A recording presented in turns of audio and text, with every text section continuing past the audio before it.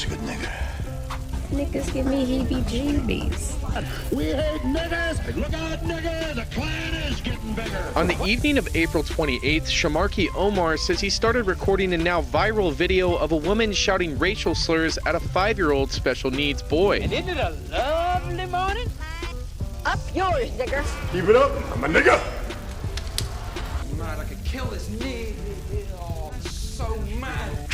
If you two ever really started going at one another, inside of 5 minutes, he'd be calling you. Don't say it. Nigga. He's dead. Hardly just work in the field. That's part of that. Senator, I'm a house nigger. Black people is niggas. NAACP held this symbolic funeral for the N-word. Something and not calling a person a nigger, but saying the word. Whenever a white lady on CNN with nice hair says the N-word, that's just white people getting away with saying nigger. That's all that is. What do you think when you hear a white person use it? So I called him and pulled him aside. I was just like, really, nigga? You actually said that? Yeah, I had to. Ooh, this nigga up on that name. Hulk Hogan, we coming for you, nigga. I should want. What's up, my nigga? Nigga, nigga. Huh. Nigga, nigga, what's all that thing? He's a nigger. He's a nigger. He's a nigger. Oh my God. A nigger, look at the nigger. You're not just saying that? I never just say anything. Why does everybody want to say the N-word? No, seriously, what is it about nigger that makes people from every corner of the map white kids in? The suburbs, TikTok dancers, frat boys, edgy comedians, that one Spanish guy in your friend group, and even your favorite non-black rappers hype man want to risk it all. For 5 letters of forbidden flavor, this isn't just a word. This is a cultural grenade wrapped in centuries of pain, power, rebellion, and yes, rebranding. See, nigger was born in the cotton fields, shaped by the whip, and whispered through the horror of lynching trees. It was never meant to be just a word. It was a verbal shackle, a tool of white supremacy, a way to strip away humanity and reduce an entire people to property. Say it in the 1800s, and it meant someone was about to die. Say it in the 1950s, and it meant someone was about to be denied housing, justice, or life. When it was more benign. It's like many words. It has a mysterious, it sort of rises from the midst. So for instance, in 1619, when there are reports about the first blacks brought to British North America, they are referred to as Nigguhs. Well, it doesn't seem that that was meant in a derogatory way. It seems merely descriptive. When did it become the kind of word that is so controversial today? Go back and take a look at what some black writers were saying in the 1820s, the 1830s. They make mention of how white people would tell their children, if you don't behave, we're going to put you in the nigger seat. If you don't behave, we're going to make you sit with the niggers. That's why we know that by then, the word had become a slur. So why are people like, very successful, popular comedian like Larry Wilmore, who addressed the president with the word at the White House Correspondents' Dinner? So, Mr. President, if I'm going to keep it 100, yo, Barry, you did it, my nigga. But then something happened. Somewhere between slavery and SoundCloud, black folks pulled off the greatest linguistic judo move in modern history. We took that slur and flipped it. We didn't just survive it, we remixed it. We cracked it open, gutted it, and made it ours. It became nigga, not with an, or with an A lowercase revolution, a term of kinship, a punctuation mark in the black experience, like, what's good, my nigga, is worlds apart from you dirty nigger. One is camaraderie, the other is combat. One is born in the barbershop, the other in bondage. But let's not get it twisted, black folks didn't just give this word a makeover. We gentrified the trauma. We put gold teeth on it. We dropped it over beats, buried it in poetry, wore it like armor in the battle against erasure. It became sacred ugly and beautiful at the same time. But also a lot of the rappers and people, what don't they know? I mean, they're using it almost as a term of endearment. The infamy of nigger is it's a word that has been used to terrorize people, to put people down.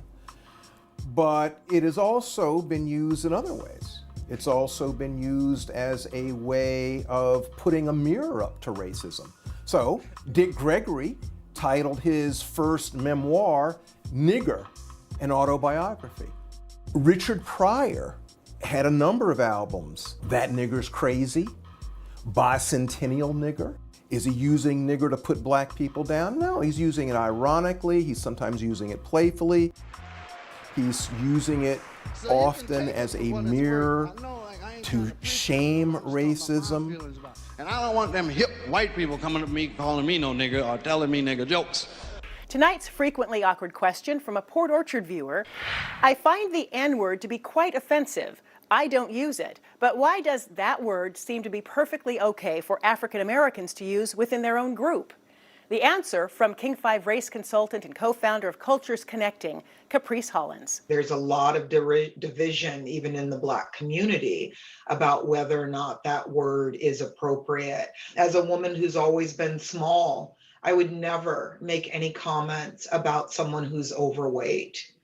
Right? I don't understand the pain that comes with that. I don't understand any suffering, the discrimination that comes with it. If a person is overweight and makes a joke about themselves or makes a joke about weight, that's for them to do, and that's for them to question whether or not that's an okay thing to do.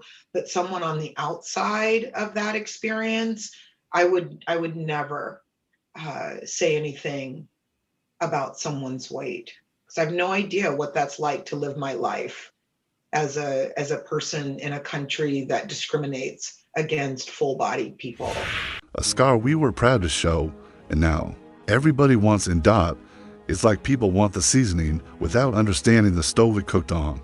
They want to say nigga because it feels dangerous, edgy, and real, but they don't want to walk through the fire that forged it.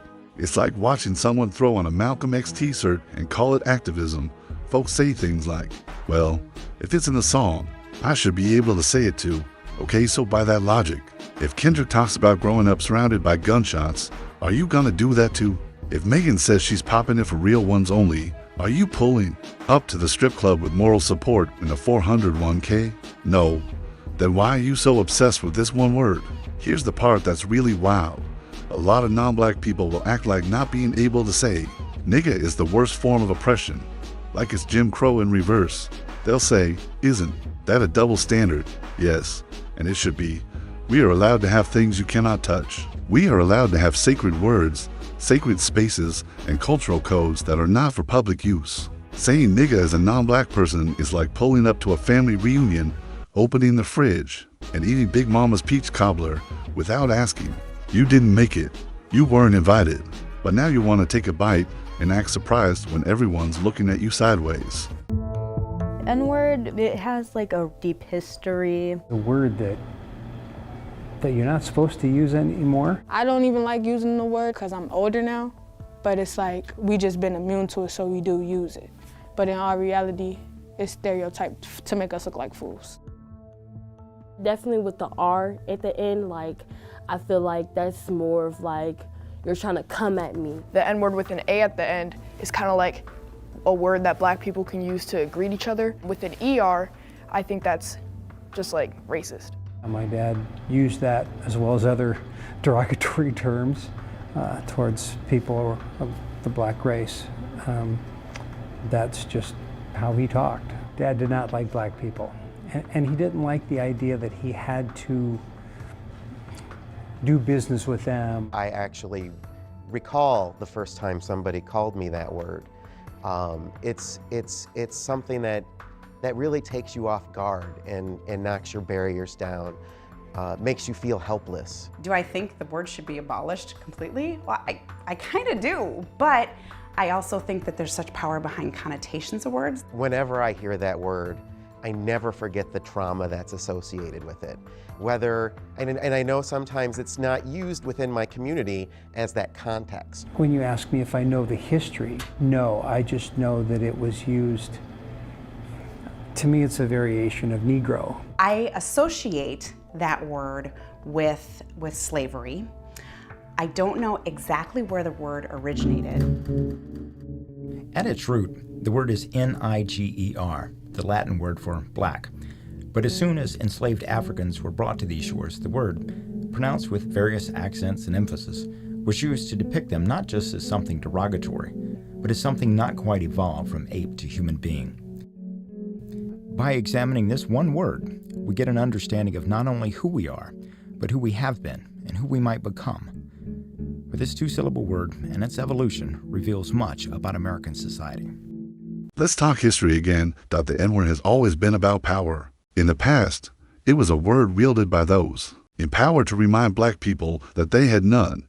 In modern times, nigga became a rebellious shout in the face of that history. But when non-black people say it, especially casually, especially without the weight of that history, it starts to feel like that power dynamic is creeping back, and it's giving, I want your culture, but not your struggle.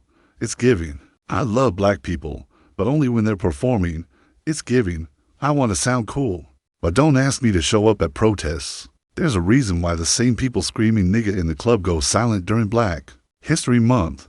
And let's be clear, there's nuance here. Not every black person even agrees on how the word should be used.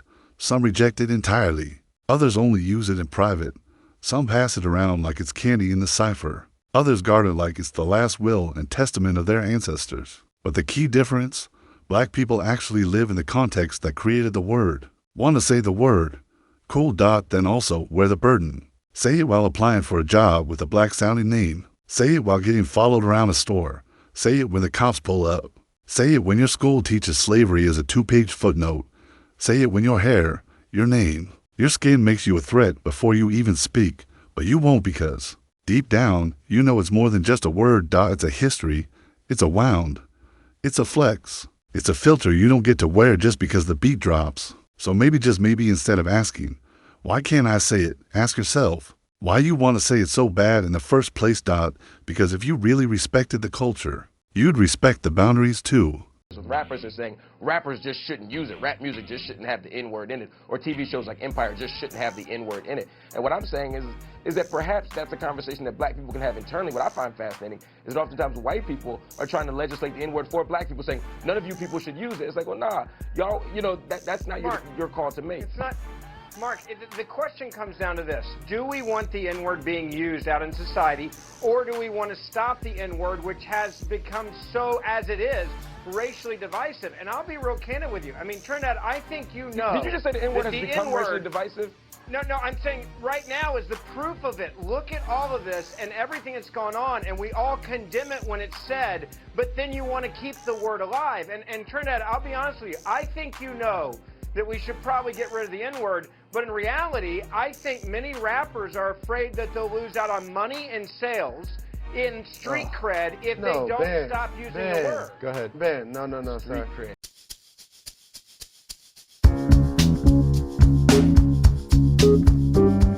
Of course, I think I do. I mean, we're all evolving. We're all who we are. Right. By the way, this happened once. Right. A guy said a weird thing. Right. I made a bad joke. Right. Yes, it was wrong, and I own up to that. I think it's a lot of guys out there who cross the line because they a little too familiar, or they think they too familiar, or it's guys that, you might have a black girlfriend or two that made them some Kool-Aid every now and then, and they think they can cross the line, and they can't. They weren't even talking about race. He just out of nowhere took this. You felt you got so comfortable with us that you can denigrate us. And no, I don't think that he's spreading racism. I think that what he is too comfortable with the black constituency in his life. The level of comfort, like the shoulder shrug of it, I was like, oh. Yeah. The cockiness afterwards, how he flagged it off, like, nah, that's just what he is. I was like, oh, that's bad. At the end of the day, the obsession with the N-word isn't really about the word itself, it's about access. It's about privilege wanting one more thing it can have. A real respect isn't proven through imitation. It's proven through boundaries, through listening, through understanding the weight of a word that was never meant to empower, but somehow we made it ours anyway. So if you really respect the culture, don't fight to say the word, fight to protect the people who carry its history every day. Because some things weren't made to be shared. Some things were made to be survived. And that's the truth. No filter, no fluff, just say anything. If you felt this, hit that like button. Subscribe for more unapologetic breakdowns and drop A comment below. I want to hear your thoughts. This is Just Say Anything TV, where we don't hold back, we break it down. Until next time, say less. Just say anything. Like, share, and subscribe. You're not just saying that? I never just say anything.